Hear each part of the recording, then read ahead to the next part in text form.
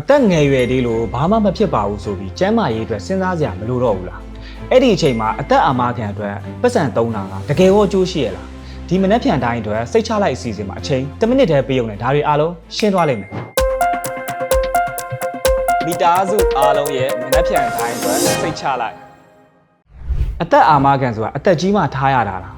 တကယ်တော့မခံမန်းနိုင်တဲ့အဖြစ်အပျက်ဆိုတာလူကြီးလူငယ်မရွေးအချိန်မရွေးဖြစ်သွားနိုင်ပါတယ်အသက်ကြီးမှကျန်းမာရေးချိုးတဲ့မှာအသက်အာမခံထားမယ်ဆိုလို့ရှိရင်အခွင့်အရေးတွေလက်လွတ်ဆုံးရှုံးရနိုင်ပါတယ်လူငယ်တွေအတွက်ကျန်းမာရေးအာမခံအသက်အာမခံဆိုတာဈေးတက်တာနဲ့အကျိုးမြတ်အများဆုံးရနိုင်တဲ့အချိန်မှာအသက်ကြီးမှထားမယ်ဆိုလို့ရှိရင်ပရီမီယံကြီးများသွားနိုင်တယ်လို့ကျန်းမာရေးကြောင့်ထားလို့မရတာမျိုးလည်းဖြစ်နိုင်ပါတယ်